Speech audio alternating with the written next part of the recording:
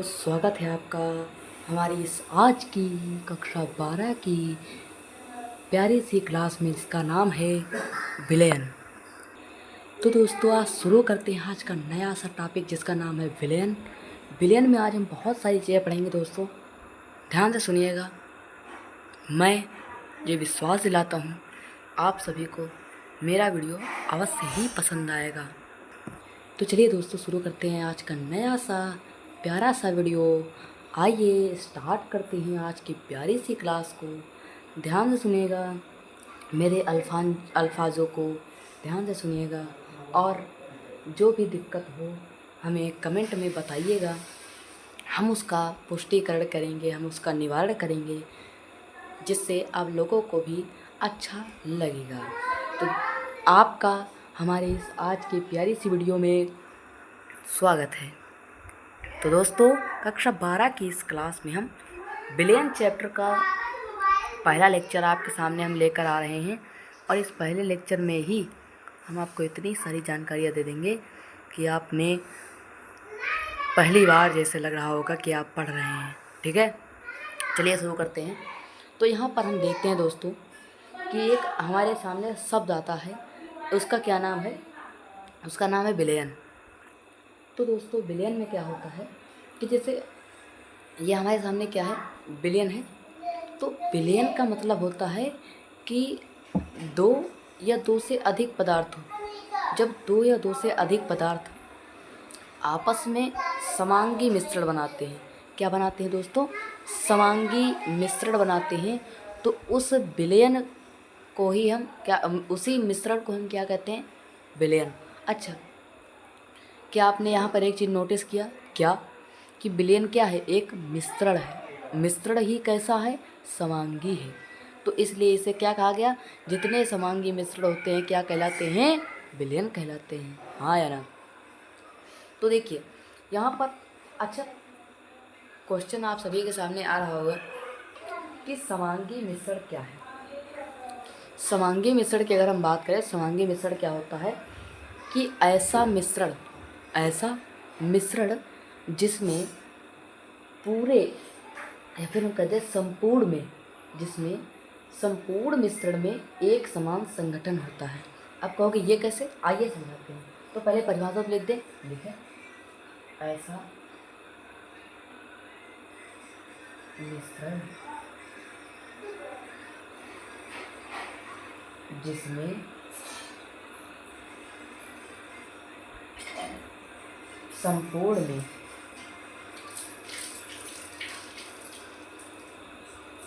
क्या होता है?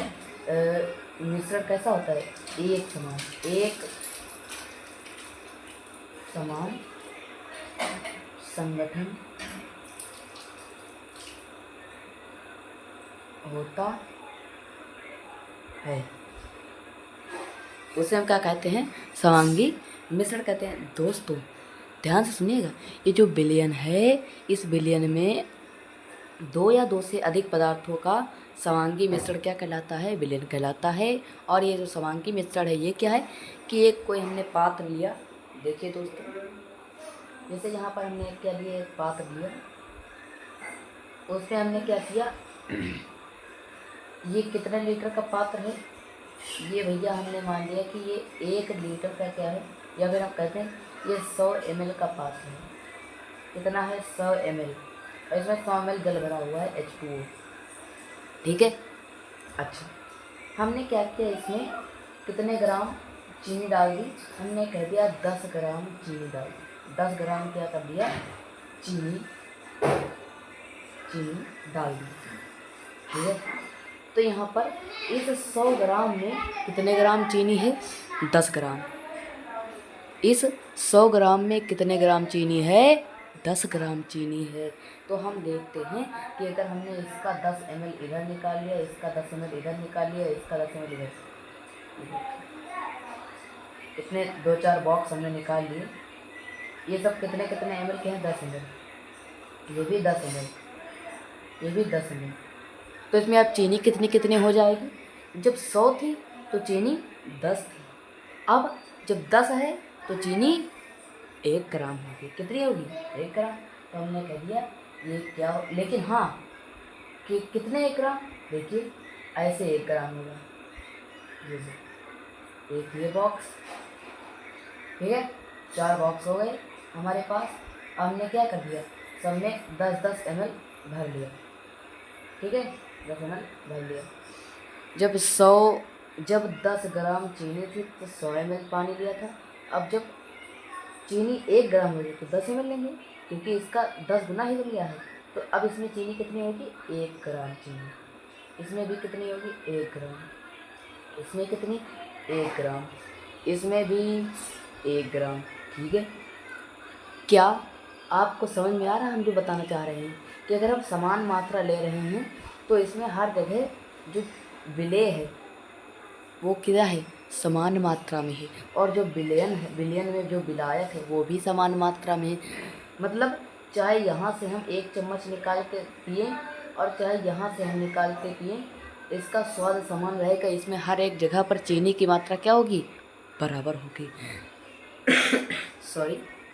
अगर आपको इतनी बात समझ में आई है, आपको अच्छा लग रहा है, आपको मज़ा आ रहा है, तो क्लास को लाइक कर दें, शेयर कर दें। और हमारे पास क्या कर देखते हैं आप दोस्तों, आप लोगों को दिखाई दे रहा होगा, आपके बगल में एक ऐसा बटन होगा, ऐसा कर, ऐसे उस पर जब आप क्लिक करेंगे, उस पर क्या करेंगे, आप क्लिक करेंगे तो आपको बहुत ही अच्छा लगेगा। ऐसा बटन है, इस पर क्लिक कर देंगे तो आपको बहुत अच्छा लगेगा, ठीक है। और हमें तो उससे ज़्यादा अच्छा लगेगा, ठीक है ना। चलिए, अब यहाँ पर हमने जो 2 या 2 से अधिक पदार्थों की बात की है, ये कौन सी चीज़ है, ये कौन से पदार्थ है जिनमें हम 2 या 2 से अधिक लगाएं, कौन सा पदार्थ है जो 2 या 2 से अधिक होगा। इस पदार्थ की हम बात कर रहे हैं, 2 या 2 से अधिक होगा कौन। तो आइए, 2 या 2 से अधिक कौन से पदार्थ है जो 2 या 2 से अधिक हो सकते हैं, आइए इनकी बात करते हैं। हम जानते हैं कि 2 या 2 से अधिक पदार्थ का मतलब है कि एक क्या होगा, एक पदार्थ क्या होगा उसमें, विलेय, एक क्या होगा, विलेय। तो दूसरा पदार्थ क्या होगा, दूसरा पदार्थ क्या होगा, विलायक। अब कहोगे ये विलायक क्या है, विलेय क्या है, ध्यान से देखना। अच्छा, यदि हम कहते हैं कि हमारे पास 3 पदार्थ हैं, भाई 2 या 2 से अधिक हो सकते तो ये 2 पदार्थ हो। अगर हम कहते हैं 3 पदार्थ हैं, तो 3, अगर किसी विलयन में अगर 3 पदार्थ हैं, किसी विलयन में अगर 3 पदार्थ हैं, तो उसमें कितने विलेय कितने विलायक, हमने कह दिया 2 विलेय होंगे और 1 विलायक होगा। क्योंकि हम जानते हैं कि विलायक एक ही होगा, वही घोलेगा विलेय को, चाहे जितने विलेय डाल दो। अच्छा, हमने कह दिया 4 पदार्थ हैं, 4 पदार्थ, तो इसमें 3 विलेय होंगे और 1 विलायक होगा। समझ में ये बात, नहीं क्लियर हो क्या? अगर क्लियर है तो थम्स अप कर देंगे, ठीक है। चलिए, हम जानते हैं कि हम जानते हैं कि जो हमारे पास क्या होता है, विलयन होता है। हमारे पास क्या होता है, विलयन होता है। ध्यान से देखिएगा। तो देखिए, एक हमारे पास जब विलयन है तो उसमें एक होगा सॉल्यूट और दूसरा होगा क्या, सॉल्वेंट। तो हम इसकी स्पेलिंग लिख दें, चलिए लिख देते हैं। ये क्या होगा, सॉल्यूट, और ये क्या होगा, सॉल्वेंट। अच्छा, यहाँ पर ध्यान से देखिएगा, ये जो विलायक है, अगर ये पानी होगा तो क्या विलयन पानी होगा, पानी की तरह तरल होगा ना। हाँ, तो विलयन कैसा होगा, तरल। अच्छा, हमने कह दिया अगर विलायक ठोस होगा तो विलयन कैसा होगा, ठोस। हमने कह दिया गैस होगा अगर विलायक, तो विलयन कैसा होगा, गैस। अरे, इसका मतलब कि जो विलायक है ये क्या करता है, यह विलयन की भौतिक अवस्था का निर्धारण करता है,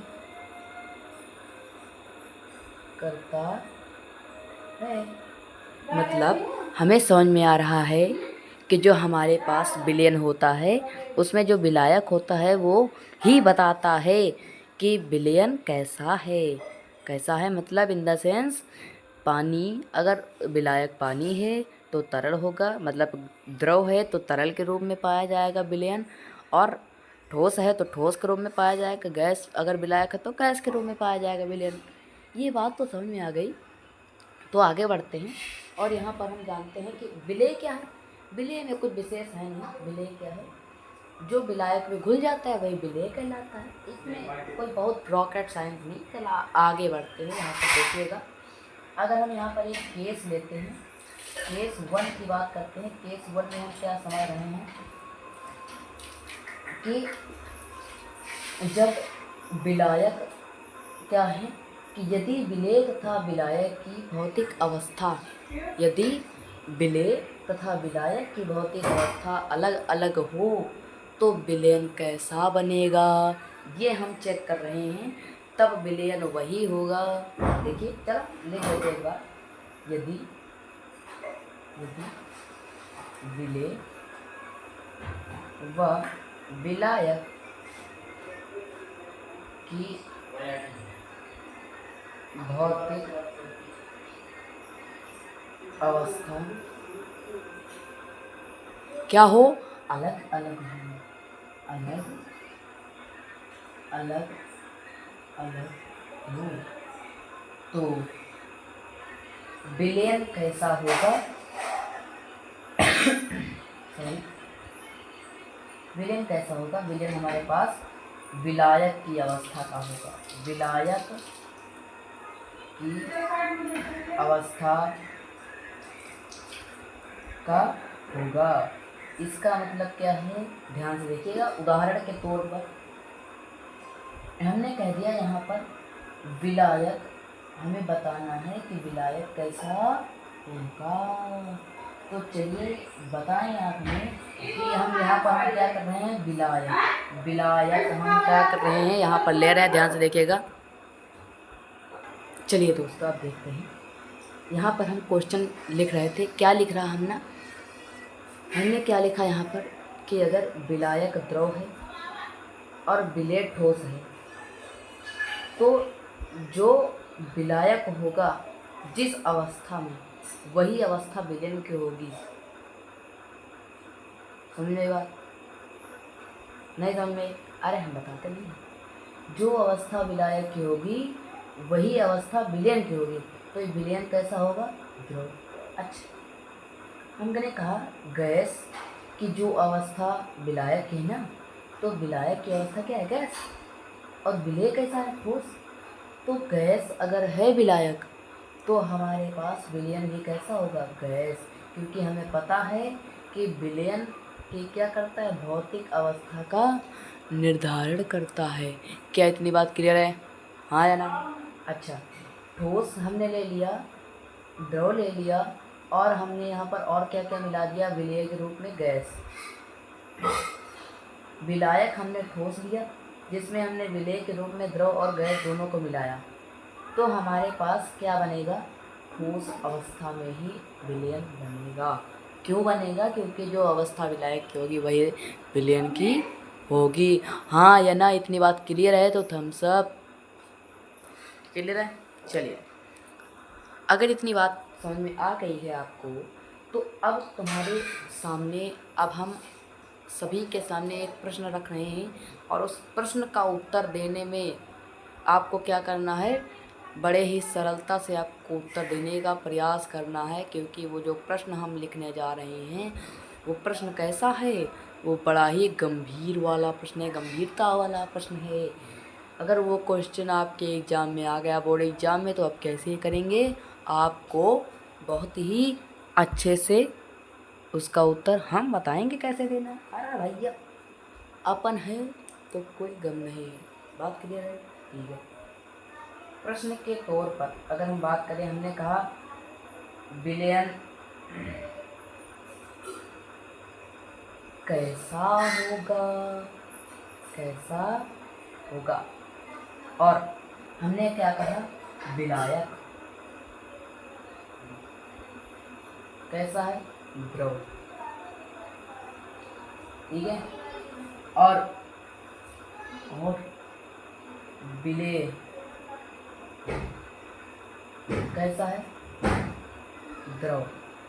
अच्छा एक बात बताया तुम लोगों को, विलयन में जो ज़्यादा होता है, आपने देखा होगा चीनी पानी का घोल में कौन ज़्यादा होता है, पानी। तो पानी क्या है, विलायक। इसी तरह जब द्रव विलायक लेंगे तो उसका विलयन द्रव, गैस विलायक तो गैस, ठोस विलायक तो ठोस, क्योंकि वो ज़्यादा होता है।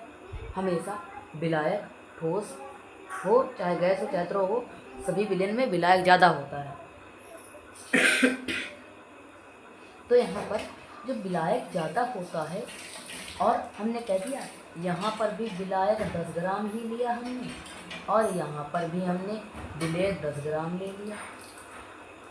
तो हमें पता कैसे चलेगा कि चलो अच्छा, यहाँ पर हमने तो बता ही दिया कि विलेय कैसा है, द्रव है।